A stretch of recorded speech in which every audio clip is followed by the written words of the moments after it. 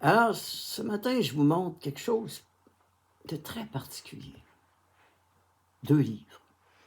Vous allez me dire, pourquoi ces 2 livres-là plutôt que 2 autres? Mais ce n'est pas la bonne question. N'importe quel livre dans une bibliothèque peut servir à titre de méthodologie ou d'épistémologie à créer une nouvelle sorte de corpus bibliographique que mon expérience de vagabond dans les universités appellerait un corpus de tâches de connaissances. Alors, d'où vient cette inspiration de la tâche de connaissance? D'abord, je vais vous montrer ces 2 livres-là. Un, c'est une... Oh, j'ai perdu ma page. C'est une bibliographie de Trotsky. Et la deuxième, c'est simplement la vie de Marlène Dietrich par sa sœur. Bon. Alors, partons d'abord de l'origine à partir duquel le principe m'est venu. Quand tu regardes Walter Benjamin est un écrivain du 20e siècle qui se retrouve à Paris durant la Deuxième Guerre mondiale comme exilé, et qui se ramasse à la grande bibliothèque et qui se demande comment je vais faire revivre le 19e siècle vivant. Et à un moment donné, il comprend, il invente une façon. Il dit, je vais lire tout ce qui s'est écrit sur le 19e siècle à la bibliothèque. Et je vais faire surgir les passages qui parlent. Qu'importe si c'est un journal, si c'est une revue, si c'est un livre, si c'est un pamphlet, tout. Et ces passages-là qui parlent, qui à un moment donné, je vais les mettre ensemble, et c'est le 19e siècle qui se lève pour dire qui je suis. Et donc, il met une grande partie de son séjour à Paris, avant de se suicider, d'ailleurs, avant de se faire prendre par les Allemands quand il est obligé de déménager. Et il donne des boîtes de documents à un écrivain qui est un des directeurs de cette bibliothèque-là, et qui dépose les boîtes en arrière. À la mort de Walter Benjamin, on a découvert une certaine partie des boîtes, et dans lesquelles il a tout fait son œuvre sur, par exemple, on l'a obligé d'abord à faire son œuvre sur Baudelaire, puis après ça, c'était sur le 19e siècle, le 19e siècle qui parle. Et dans les dernières années, on a découvert les autres boîtes. Donc, il a inventé une méthodologie, c'est-à-dire comment faire parler un siècle à partir des extraits que tu fais surgir. Quand moi, je travaille Walter Benjamin comme vagabond dans les 4 universités, comme vagabond intellectuel, vagabond philosophique, je commence à saisir que ça porte un nom, ça. Et que cette méthodologie, cette méthode de travail au niveau d'un corpus bibliographique comporte probablement des ponts entre le passage des lois quantiques de l'abexistence et l'existence. Alors, c'est sûr que comme j'ai parcouru pendant presque 4 ans, à lire 200 pages par jour, 7 jours par semaine, des encyclopédies, des livres, des revues, je lisais sans arrêt.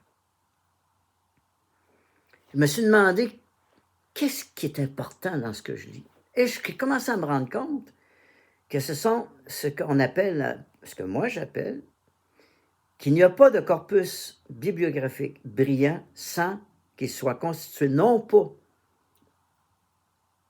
de connaissances de ce qu'on appelle sur un sujet qui sont faits pour des commentaires d'une œuvre, ce qu'on fait faire dans la plupart des universités au monde, hein, on fait faire des commentaires, et ceux qui te jugent, c'est des professeurs de commentaires, donc ce sont des cols bleus de la connaissance, qui finalement finissent par être institutionnalisés et qui répètent le système, dans lesquels on forme des professeurs qui vont répéter le système, on forme des professeurs qui vont répéter le système. Sauf que ce qu'on appelle le syndrome de Wittgenstein. Qu'est-ce que le syndrome de Wittgenstein? Wittgenstein, c'est cet homme qui, à un moment donné, arrive dans une université et qui est protégé par Russell et qui veut faire un doctorat simplement à partir de sa grande création, qui est le Tractatus. Et finalement, on lui donne pas le droit. Et il va publier avant, puis c'est tellement un grand succès, cette publication, qu'on va lui faire un faux comité doctoral. Et on va dire, on te donne ton diplôme parce qu'on ne veut pas passer par des imbéciles par l'histoire. Pourquoi? Parce que Wittgenstein a inventé une méthodologie. Et qu'est-ce qu'une méthodologie? C'est se faire dire non par le système. Dès que le système te dit non, c'est qu'ils sont en retard.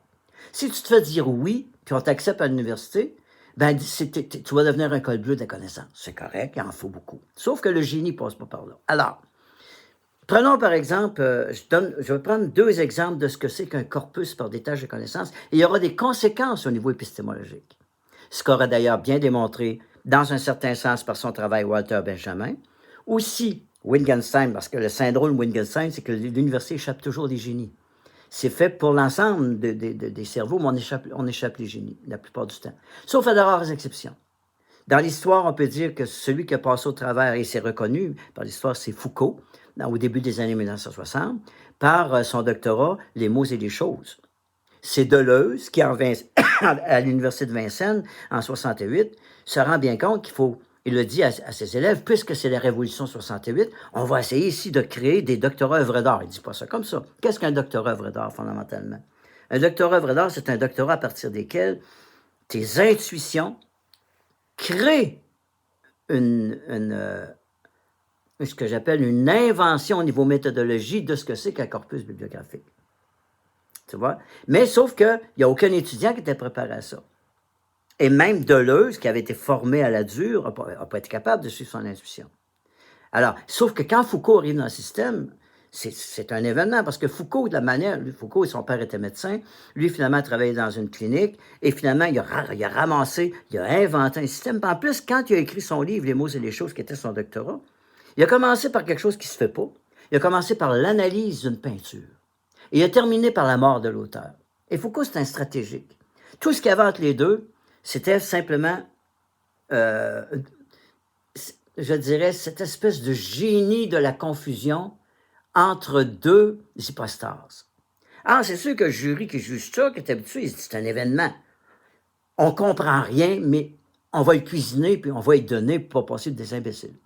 Alors, prenons maintenant, je voulais illustrer ce que je viens de dire là par simplement 2 des centaines de livres que j'ai lus dans lesquels j'ai ramassé des tâches de connaissances. Alors, commençons d'abord par Marlène Dietrich. C'est un livre, comme n'importe quel livre. Sauf qu'à un moment donné, il y a un paragraphe qui constitue une tâche de connaissance. Et je vais vous le lire. Pour moi, mais pas pour celui qui m'écoute. Et qu'est-ce qui fait la valeur des tâches de connaissance? C'est l'ensemble des tâches de connaissance qui, comme en peinture, lorsque tu les places les unes avec les autres, à un moment donné, crée une bibliographie œuvre d'art qui n'est pas basée sur le commentaire, l'excellence du commentaire. Si je prends, par exemple, la thèse de doctorat sur saint Thomas d'Aquin, qui a été fait par un écrivain dont le nom m'échappe, qu'importe, ben, tu relis sa thèse aujourd'hui, du début de carrière, si on lui avait dit, on va te donner le droit de penser, mais tu vas d'abord faire un exercice de commentaire. Puis quand tu auras réussi, tu auras le droit de penser. Mais on l'a retardé, le gars. On l'a vraiment retardé. Et c'est pour ça que Wittgenstein, ce qu'on appelle le syndrome de Wittgenstein, c'est quelqu'un qui n'est pas retardé par l'imbécilité d'un système universitaire. Au MIT aux États-Unis, on te donne ton diplôme d'avance si tu es un génie. On ne prend pas de chance. Comment on fait ça? On te donne tout sur Internet, c'est des questions, ce que tu dois faire. Puis si tu es capable de répondre à tout, viens-t'en. Viens nous rejoindre, viens créer avec nous autres. Seules les plus grandes universités au monde font ça. Et ça a commencé ça au début du 18e siècle, à l'université de Goethe, hein? Dans lesquelles les professeurs n'étaient pas payés, tu étais payé par les élèves, tu ne devais enseigner que tes recherches. Et il y a le Collège de France actuellement, qui est la seule institution au monde qui reproduit, quand tu es au Collège de France, accepté par tes pairs, à chaque semaine, tu présentes tes recherches devant un public qui n'a pas un mot à dire. Et le public vient pour ça, pour voir tes recherches en temps direct. Et donc, quand tu es un penseur de premier ordre, tu dois viser d'abord le Collège de France et tu dois accepter de souffrir dans ces universités secondaires. Bon, alors, prenons le livre de Marlène Dietrich, écrit par sa sœur. Moi, comme chercheur, quand je lis ce livre-là, il y a un paragraphe qui devient une tâche de connaissance, qui vous dira probablement rien, mais qui pour moi est important. Alors, il dit ceci. Dans les réalités, les choses se passèrent autrement. Elle parle de sa relation avec son réalisateur quand ils ont créé l'Ange bleu. L'adoration d'un faiseur d'images génial, la cupidité propre au système des studios, et plus que tout, le narcissisme de la principale intéressée transformèrent une simple potentialité en évidence nécessaire. On parle de Marlène Dietrich, quand elle a commencé. Les gros plans interminables à couper le souffle, les voilettes, les tenues, les jambes, l'androgynie, l'incroyable beauté, toujours cette beauté étonnante, jusqu'à ce que l'imagerie fabriquée finisse par devenir sa réalité. Tu comprends? À de rares moments au cours de sa vie professionnelle, l'étincelle qui avait embrassé l'Ange bleu, l'étincelle se ranima brièvement sans jamais recommencer à brûler. OK? Au bout d'un moment, et c'est là ma phrase qui fait partie des tâches de connaissance, Dietrich ne prit même plus la peine d'en reconnaître la présence. Et vous retenez cette phrase-là. Les légendes n'ont pas besoin de se lancer à la recherche du temps perdu. Elles existent, un point, c'est tout.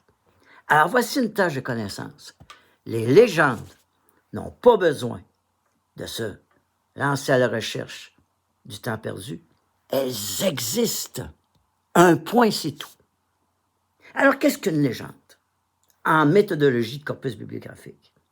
Quand moi, je pars vagabonder le Canada, c'est parce que j'ai acquis une culture de ceux qui m'ont précédé, que ce soit les coureurs des bois, que ce soit les grands vagabonds de l'histoire, les vagabonds russes, que ce soit les tout premiers philosophes, les présocratiques. Je pars, je monte sur les épaules des grands vagabonds de l'histoire. Donc, je monte sur des légendes. Donc, quand je pars vagabonder, je construis une légende bibliographique par des tâches de connaissances expérimentales. Alors, ce paragraphe-là traduit par 2 phrases que fut ma vie de chercheur. Hein? Les légendes n'ont pas besoin de se lancer à la recherche du temps perdu. Elles existent, un point, c'est tout. Alors, prenons un autre cas très particulier, et je pourrais prendre beaucoup de livres. Trotsky. Si j'ai perdu ma page tout à l'heure, si je peux la retrouver, mais je l'avais souligné.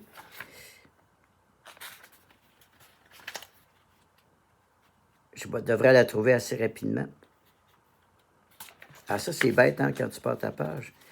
Ah, d'abord, Trotsky, quand il était en prison, ce qui est extraordinaire, c'est qu'il a fait... Je vais la résumer parce que si je retrouve le paragraphe, tant mieux. Puis, de toute façon, c'est pas grave. Ce qui a fait la grandeur de Trotsky, c'est un grand dans l'histoire, que ce soit Trotsky, que ce soit Wittgenstein, que ce soit Cézanne, que ce soit tous les grands... Zola. Tout ce qui leur arrive dans la vie, ce sont que des épreuves initiatiques, des portes qui se ferment pour que la grande porte s'ouvre. Alors, quand Trotsky est mis en prison, il se dit quel changé. La prison va être mon université. Et Trotsky a eu le même réflexe que Wittgenstein à la Bibliothèque de France. Et je vais lire tout ce que j'ai à lire. De n'importe quoi, tout ce qu'on m'amène. Et comment il a fait pour apprendre les langues? C'est brillant. Il a fait venir 5 Bibles. Il avait le droit de faire venir les Bibles. Une en français, une en allemand, une en russe, une en 5 langues différentes. Et en lisant la Bible de 5 langues différentes, il s'est mis à apprendre les langues. Wow!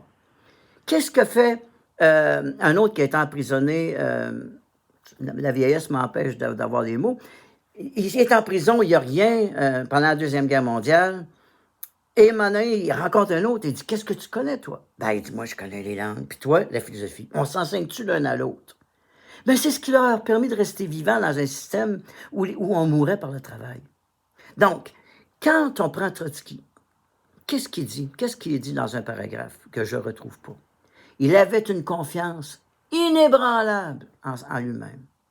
Et cette confiance-là a fait la grande liberté de sa vie. Donc, toute sa vie, qu'importe les épreuves qu'il traversait, ce sont des portes qui se ferment. Et Trotsky a fait exactement la même chose que Wittgenstein, a fait la même affaire que ce que j'ai dans l'Ange bleu. Ces tâches de connaissance-là constituent en fait une méthodologie de la bibliographie que devraient assister les systèmes universitaires qui prennent soin du génie de l'invention et non pas des cols bleus de la répétition par le commentaire. Voici. Merci beaucoup.